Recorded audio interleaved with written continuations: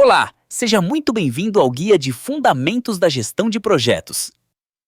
Antes de começarmos essa jornada de aprendizado, eu preciso te pedir algumas coisas importantes para você aproveitar ao máximo este conteúdo. Primeiro, procure se acomodar bem. Escolha um lugar tranquilo e confortável para estudar, de preferência sem barulho e sem interrupções.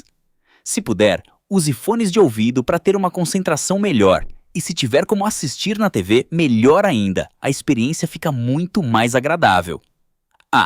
E pega um papel e uma caneta aí para fazer suas anotações, porque vamos falar de conceitos e ferramentas que você vai querer revisar e aplicar na prática. Se você está assistindo pelo YouTube, não esquece de se inscrever no canal, combinado? E deixa um comentário aqui embaixo dizendo de qual cidade você está assistindo. Eu adoro saber de onde vêm os nossos alunos. A inscrição é muito importante, porque assim você fica por dentro de todos os próximos cursos que vamos lançar. Agora vamos ao que realmente importa. Este material foi criado especialmente para estudantes e profissionais iniciantes que buscam entender os conceitos básicos e práticos da gestão de projetos. Não importa se você nunca gerenciou um projeto antes, ou se já tem alguma experiência, aqui você vai aprender de forma clara e objetiva. Vamos explorar as principais etapas de um projeto, desde o planejamento até o encerramento, e as ferramentas essenciais que garantem o sucesso. Preparado? Então vamos começar. Vamos começar pelo básico, afinal, o que é um projeto? Parece uma pergunta simples, mas entender bem essa definição é fundamental para tudo que vem depois. Um projeto tem 3 características essenciais que o definem. Primeira característica, um projeto é temporário. Isso significa que ele tem um início e um fim bem definidos. Não é algo que vai durar para sempre, tem uma data para começar e uma data para terminar. Pode durar uma semana, 6 meses, 2 anos, mas sempre tem um prazo. Segunda característica, um projeto é único. Ele gera entregas específicas e exclusivas, algo que não existia antes. Pode ser um produto novo, um serviço diferente, um evento específico, uma mudança organizacional. Mesmo que você faça projetos parecidos, cada um tem suas particularidades que o tornam único. Terceira característica, um projeto é progressivo, ou seja, ele é desenvolvido em etapas incrementais. Você não faz tudo de uma vez, você vai construindo aos poucos. Cada fase adiciona algo novo, cada etapa te aproxima do resultado final. Agora, qual é a diferença-chave entre projeto e operação? Operações são contínuas e repetitivas. Por exemplo, a produção diária de uma fábrica, o atendimento ao cliente de uma loja, a manutenção regular de equipamentos, tudo isso é operação, acontece todo dia, de forma contínua. Já projetos são temporários e únicos. Desenvolver um novo produto, implementar um sistema, construir um prédio, organizar um evento, tudo isso são projetos. Entender essa diferença é crucial porque a forma de gerenciar projetos é diferente da forma de gerenciar operações. Agora vamos entender o que é gestão de projetos na prática, porque uma coisa é saber o que é um projeto, outra coisa é saber como gerenciá-lo bem. Gestão de projetos envolve a aplicação inteligente de conhecimentos, habilidades, ferramentas e técnicas para atender aos requisitos do projeto. Não é apenas sobre ter uma ideia e executar. É sobre usar métodos estruturados. É sobre planejar cuidadosamente, é sobre usar as ferramentas certas no momento certo. Conhecimentos incluem entender as melhores práticas, conhecer metodologias como PMBOK ou Agile, saber como funcionam os processos de gestão. Habilidades envolvem liderança, comunicação, negociação, resolução de problemas, tudo aquilo que você precisa para lidar com pessoas e situações. Ferramentas SARA são os instrumentos práticos como cronogramas, planilhas de custos, softwares de gestão. E técnicas são os métodos específicos que você aplica, como análise de riscos, gestão de stakeholders, controle de mudanças. Mas qual é o objetivo principal de tudo isso? É entregar valor através de resultados esperados dentro de restrições estabelecidas. Valor significa que o projeto precisa gerar benefícios reais, precisa resolver um problema, precisa atender uma necessidade. Resultados esperados são as entregas concretas que foram prometidas. E restrições estabelecidas são os limites de tempo, custo e escopo dentro dos quais você precisa trabalhar. Gestão de projetos eficaz é sobre garantir eficiência, fazer as coisas da forma certa, otimizando recursos. E eficácia, fazer as coisas certas, entregando o que realmente importa. Quando você consegue combinar os dois, você tem um projeto de sucesso. Vamos falar agora sobre um dos conceitos mais importantes da gestão de projetos, o triângulo de ferro, também conhecido como tripla restrição. Esse conceito é fundamental para você entender a dinâmica de qualquer projeto. O triângulo de ferro representa as 3 restrições interdependentes que existem em todo o projeto: escopo, tempo e custo. Essas 3 restrições estão intimamente conectadas.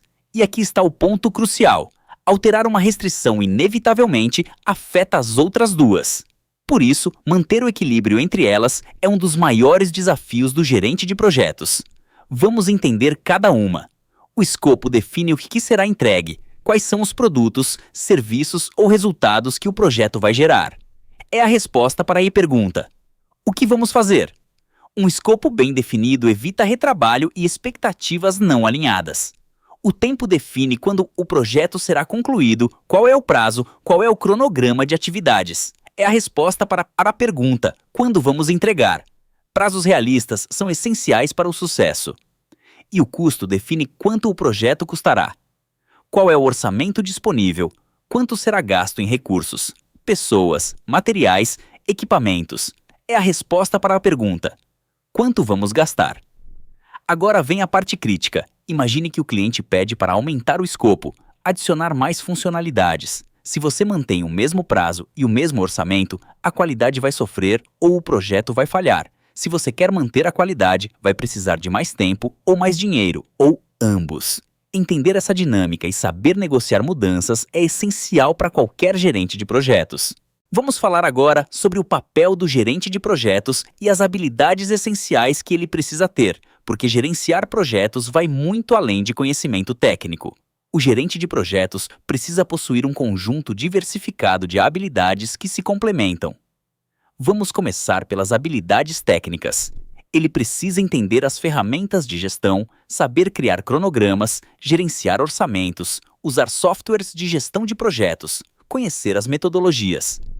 Sem essas habilidades técnicas, fica difícil planejar e controlar adequadamente. Mas habilidades técnicas sozinhas não bastam. O gerente precisa ter liderança porque ele vai trabalhar com pessoas, muitas vezes sem autoridade hierárquica direta sobre elas. Ele precisa motivar equipes, inspirar comprometimento, criar um ambiente de colaboração. Precisa também resolver conflitos, porque em qualquer projeto surgem divergências, e o gerente precisa mediar, negociar, encontrar soluções que satisfaçam as partes. Outra habilidade fundamental é a gestão estratégica. O gerente não pode ficar apenas focado nas tarefas operacionais, ele precisa alinhar o projeto aos objetivos organizacionais maiores. Precisa entender como o projeto contribui para a estratégia da empresa, precisa tomar decisões que façam sentido no contexto maior. E tem a comunicação, que talvez seja a habilidade mais crítica de todas. O gerente precisa transmitir informações com clareza para diferentes públicos, falar com a equipe técnica, com executivos, com clientes, com fornecedores. Cada público tem necessidades diferentes de informação e o gerente precisa adaptar sua comunicação. Quando essas habilidades estão presentes, o gerente consegue garantir o sucesso do projeto, mesmo diante de desafios complexos. Vamos falar agora sobre stakeholders, um conceito absolutamente fundamental na gestão de projetos e que muitos iniciantes subestimam. Stakeholders são indivíduos, grupos ou organizações que podem afetar ou serem afetados pelo projeto. Repara que a definição tem 2 direções, não são apenas aqueles que o projeto impacta, mas também aqueles que podem impactar o projeto. Essa é uma distinção importante, mas por que stakeholders são tão importantes? Primeiro, porque eles influenciam decisões. Um stakeholder poderoso pode aprovar ou vetar mudanças, pode definir prioridades, pode alterar o rumo do projeto. Segundo, porque eles fornecem recursos. Sem o apoio dos stakeholders certos, você não consegue orçamento, pessoas, tempo, ferramentas. Terceiro, porque eles aprovam entregas.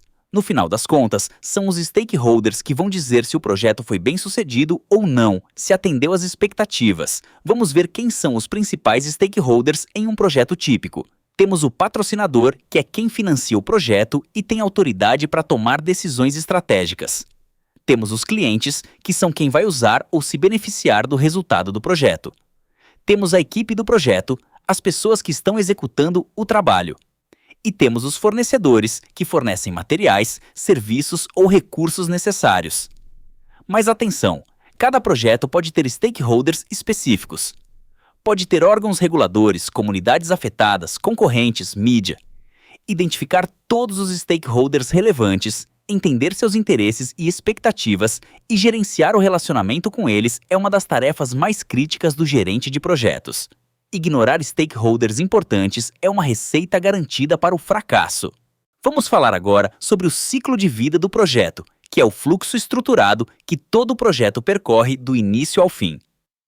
Entender essas fases é essencial para você saber o que fazer em cada momento. O ciclo de vida do projeto segue 5 fases principais. A primeira fase é a iniciação, onde o projeto nasce oficialmente.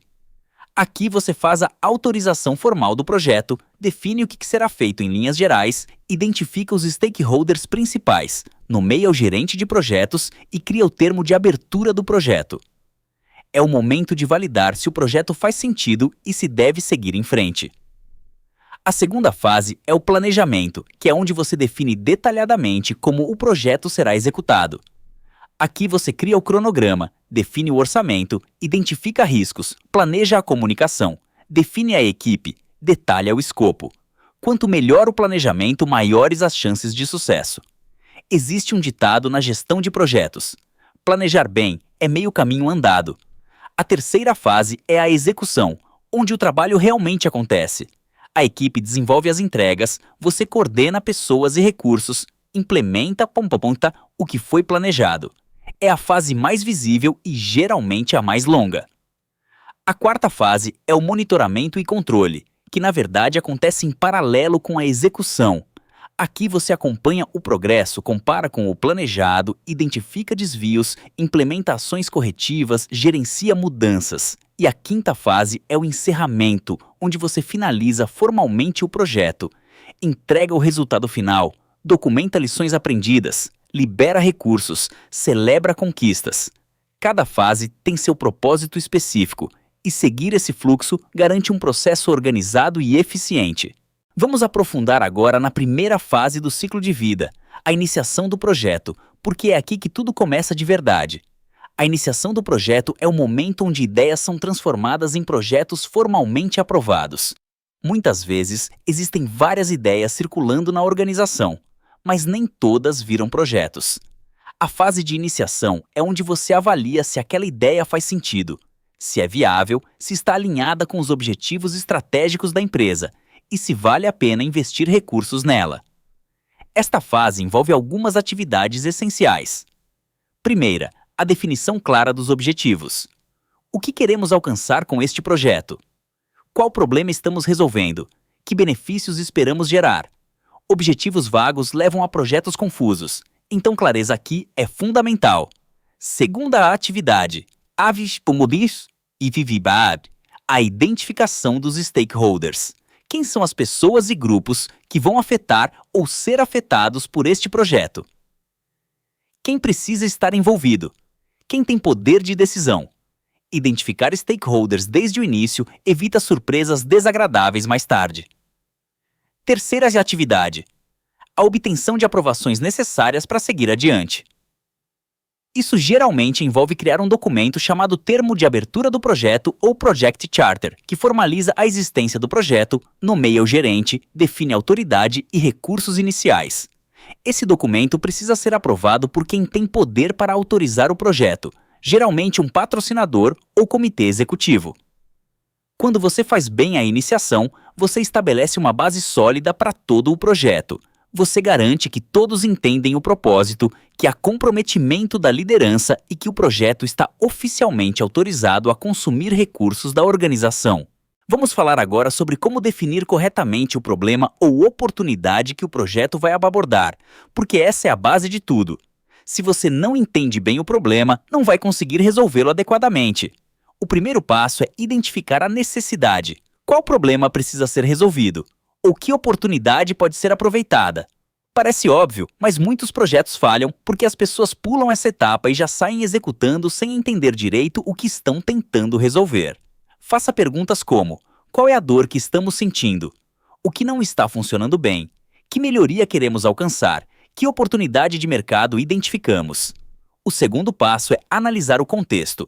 Não basta identificar o problema isoladamente, você precisa entender o ambiente ao redor. Quais são as restrições que temos? Limitações de orçamento, de tempo, de recursos, regulatórias. Quais são as possibilidades disponíveis? Que tecnologias podemos usar? Que parcerias podemos fazer? Entender o contexto ajuda a definir soluções viáveis e não apenas ideais. E o terceiro passo, absolutamente crucial, é validar com stakeholders. Você pode achar que entendeu o problema, mas será que os stakeholders concordam? Converse com quem está sentindo a dor, com quem vai usar a solução, com quem vai pagar pelo projeto. Valide se sua compreensão está correta, se as prioridades estão alinhadas, se todos estão na mesma página. Quando você faz bem essa definição inicial, você evita retrabalho enorme mais tarde. Você garante que está resolvendo o problema certo, da forma certa, para as pessoas certas. Investir tempo nessa etapa é um dos melhores investimentos que você pode fazer em um projeto. Vamos falar agora sobre 2 documentos fundamentais na iniciação do projeto: o Business Case e o Project Charter, porque esses documentos são a base formal que sustenta todo o projeto. Começando pelo Business Case, que em português significa caso de negócio. Esse documento justifica por que o projeto deve ser feito. Ele apresenta uma análise de viabilidade detalhada, mostrando se o projeto é tecnicamente possível, financeiramente viável e estrategicamente alinhado. Ele descreve os benefícios esperados, tanto tangíveis, como aumento de receita ou redução de custos, quanto intangíveis, como melhoria de imagem ou satisfação de clientes. E ele apresenta o ROI projetado, que é o retorno sobre investimento, mostrando quanto a organização vai ganhar em relação ao que vai investir. O Business Case é o documento que convence os tomadores de decisão a aprovar o projeto. Sem um Business Case sólido, dificilmente você consegue recursos e apoio. Já o Project Charter, ou termo de abertura do projeto, é o documento que formaliza a autorização do projeto. Uma vez aprovado o Business Case, o Project Charter oficializa que o projeto vai acontecer. Ele define os objetivos principais de forma clara e mensurável, estabelece o escopo em alto nível, identifica os principais stakeholders, define restrições e premissas e, o mais importante, designa o gerente do projeto e lhe dá autoridade para usar recursos organizacionais. O Project Charter garante compromisso organizacional. Quando esse documento é assinado pelo patrocinador, significa que a organização está comprometida com o projeto, que o gerente tem autoridade reconhecida e que o projeto é oficial. Esses 2 documentos juntos criam a fundação sólida sobre a qual todo o projeto será construído. Vamos agora para a segunda fase do ciclo de vida. O planejamento, que é absolutamente crucial para o sucesso de qualquer projeto.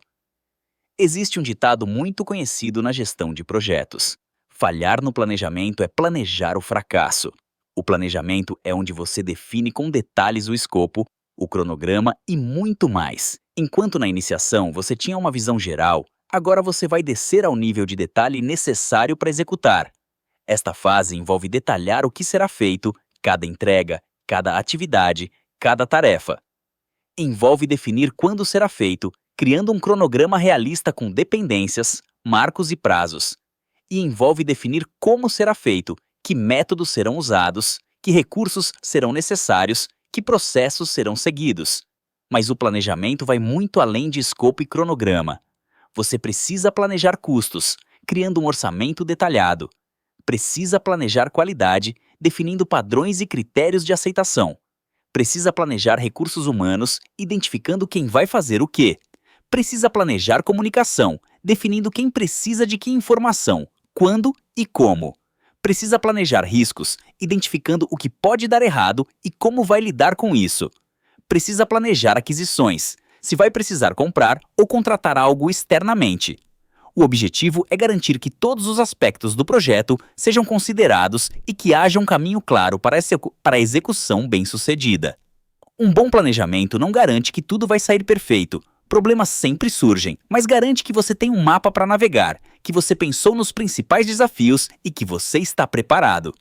Investir tempo no planejamento economiza muito tempo, dinheiro e dor de cabeça na execução. Vamos falar agora sobre como ir da definição do escopo até a estrutura detalhada do trabalho, porque essa é uma das partes mais importantes do planejamento. Tudo começa com a da declaração de escopo, que é um documento que descreve detalhadamente o que será e o que não será incluído no projeto. Parece simples, mas é fundamental. A declaração de escopo define as entregas, os requisitos, os critérios de aceitação, as premissas e as restrições. E muito importante, ela também deixa claro o que está fora do escopo, o que não será feito. Isso evita aquele problema comum, chamado scope creep, que é quando o escopo vai crescendo aos poucos, sem controle. Uma vez que você tem a declaração de escopo, o próximo passo é criar a EAP, que é a estrutura analítica do projeto, ou em inglês WBS, Work Breakdown Structure. A EAP é uma decomposição hierárquica do trabalho total do projeto em componentes menores e mais gerenciáveis. Você pega o projeto inteiro e vai quebrando em partes cada vez menores, criando uma árvore de entregas e atividades. E o menor nível da EAP são os pacotes de trabalho. Esses são componentes pequenos o suficiente para que você consiga estimar quanto tempo vai levar, quanto vai custar e quem vai fazer. Cada pacote de trabalho contém atividades específicas que podem ser atribuídas a uma pessoa ou equipe, podem ser estimadas com razoável precisão e podem ser monitoradas. A EAP é uma das ferramentas mais poderosas da gestão de projetos porque assim que ela transforma um projeto grande e complexo em pedaços pequenos e gerenciáveis. Ela garante que nada seja esquecido e facilita muito o planejamento, a execução e o controle do projeto. Agora vamos falar sobre como desenvolver o cronograma do projeto, porque ter um cronograma realista e bem estruturado é essencial para gerenciar prazos e expectativas. Desenvolver o cronograma envolve vários passos sequenciais. O primeiro passo é sequenciar atividades, ou seja, definir a ordem em que as coisas precisam acontecer. Algumas atividades podem ser feitas em paralelo, outras precisam ser feitas em sequência porque uma depende da outra. O segundo passo é identificar dependências. Que atividade precisa terminar antes de outra começar? Essas dependências podem ser obrigatórias, por exemplo, você não pode pintar uma parede antes de construí-la, ou podem ser preferenciais, baseadas em melhores práticas. O terceiro passo é estimar durações. Quanto tempo cada atividade vai levar? Aqui você usa a experiência anterior, consulta especialistas, analisa dados históricos. É importante ser realista, nem otimista demais, nem pessimista demais. O quarto passo é alocar recursos. Quem vai fazer cada atividade? Que equipamentos serão necessários? A disponibilidade de recursos afeta diretamente as durações. E o quinto passo é criar uma linha do tempo, juntando tudo isso em um cronograma visual. Para fazer tudo isso, existem ferramentas muito úteis. O gráfico de Gantt é uma representação visual onde você vê as atividades em barras horizontais ao longo do tempo, facilitando visualizar sobreposições, durações e marcos. E o caminho crítico é uma técnica que identifica a sequência de atividades que determina a duração mínima do projeto.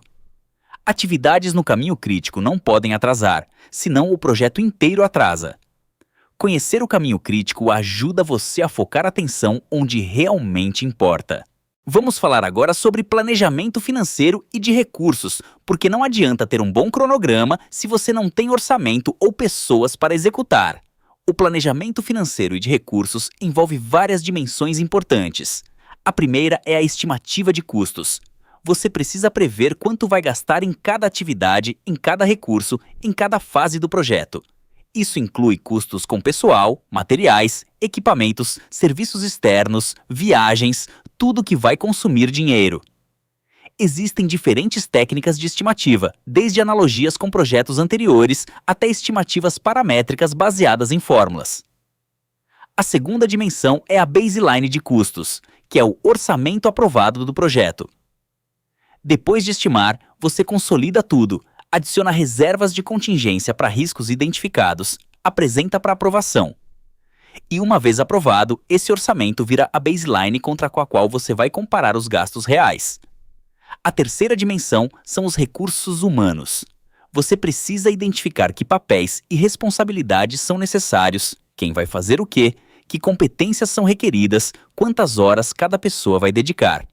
Isso geralmente resulta em uma matriz de responsabilidades, como a matriz RACI, que define quem é responsável, quem aprova, quem é consultado e quem é informado para cada atividade.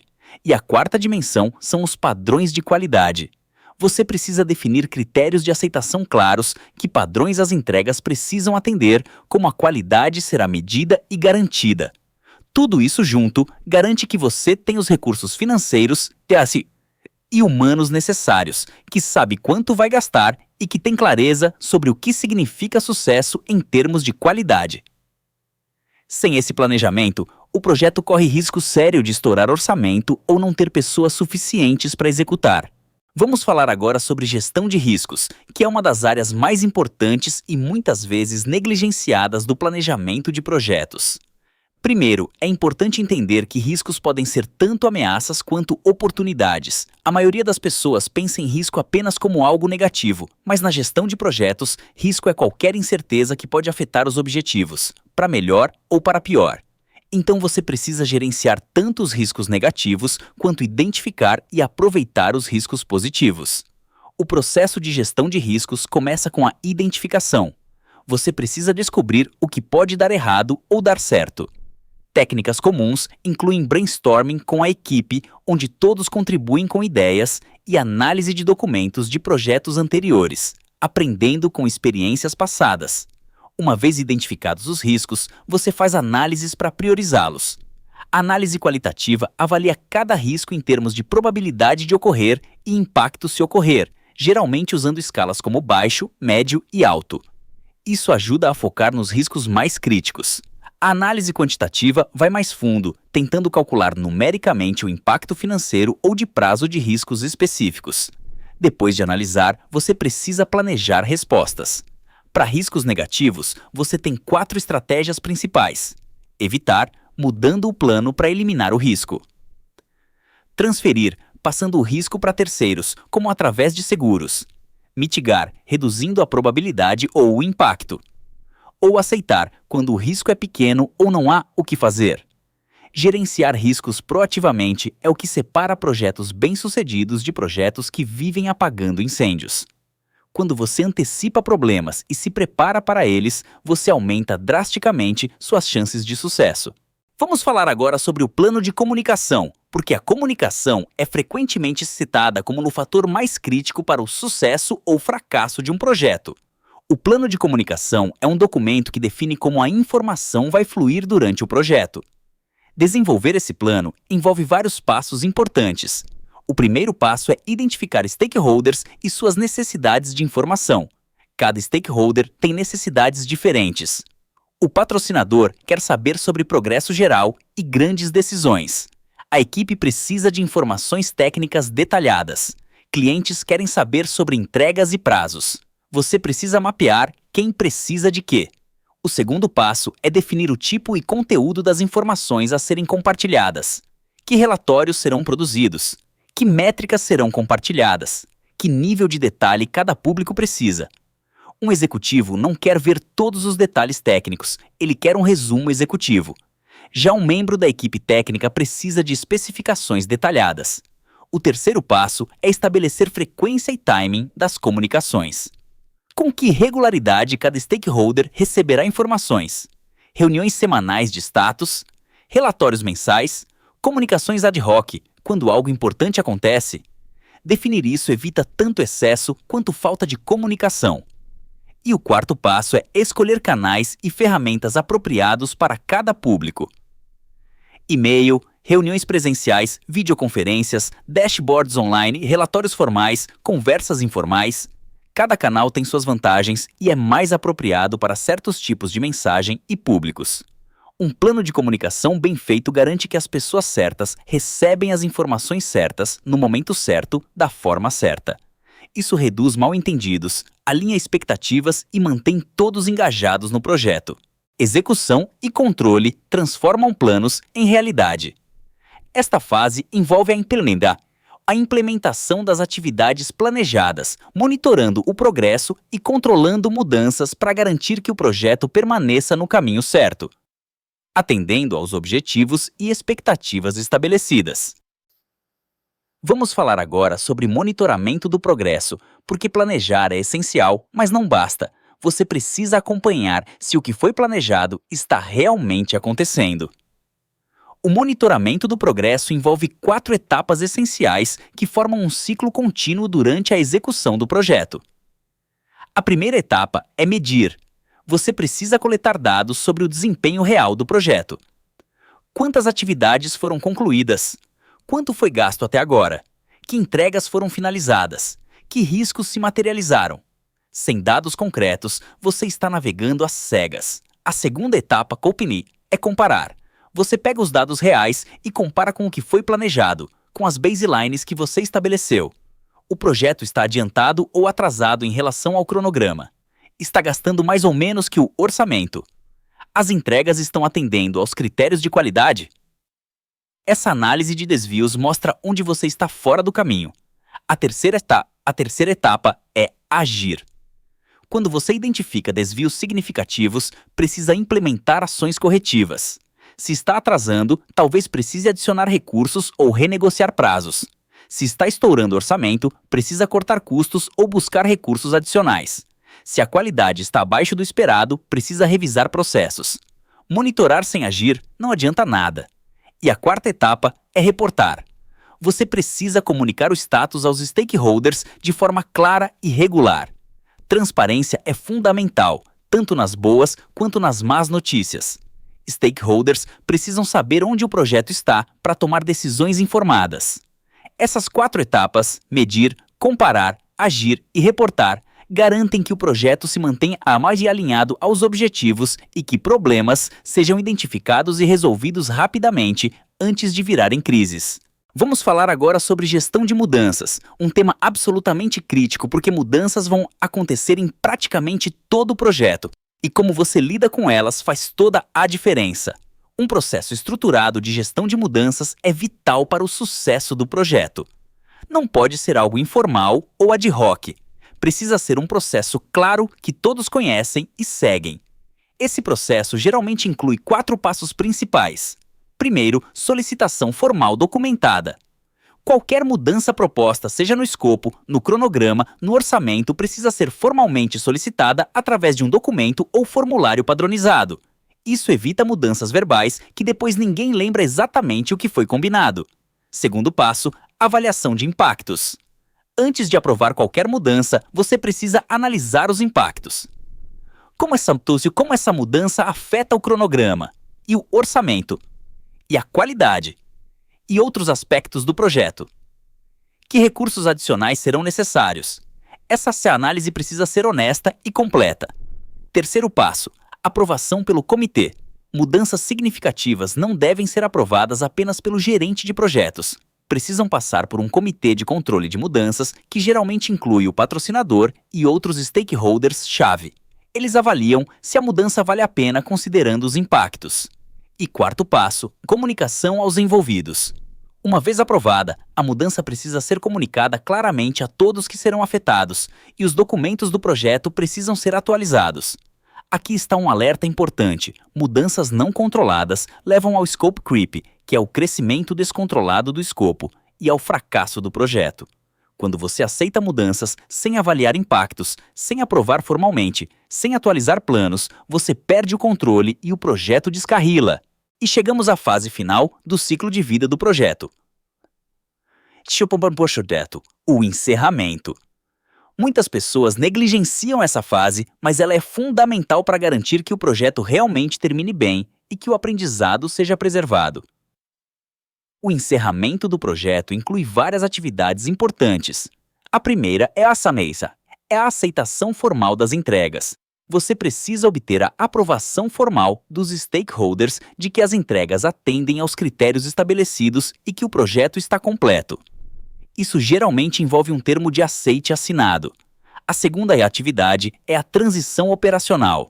Se o projeto criou um produto ou serviço que vai continuar sendo usado, você precisa fazer a transição para a equipe de operações, treinar as pessoas, transferir documentação, garantir que eles têm tudo o que precisam para manter e operar o que foi criado. A terceira atividade, muito importante, são as lições aprendidas. Reúna a equipe e documente o que funcionou bem, o que não funcionou, que erros foram cometidos, que acertos devem ser repetidos. Esse conhecimento é valiosíssimo para projetos futuros, mas só é útil se for documentado e compartilhado. A quarta atividade é o encerramento de contratos com fornecedores, garantindo que todas as obrigações foram cumpridas e que os pagamentos foram finalizados. E a quinta atividade é o arquivamento de toda a documentação do projeto de forma organizada para que possa ser consultada no futuro. O encerramento adequado garante que o conhecimento seja preservado, que os benefícios sejam realizados e que o projeto seja concluído com sucesso. Muito obrigado por ter acompanhado este curso até o final. Se você está no YouTube, não esquece de se inscrever no canal. E você pode emitir seu certificado gratuito seguindo o passo a passo na descrição do vídeo e no nosso grupo do WhatsApp. Sucesso nos seus projetos!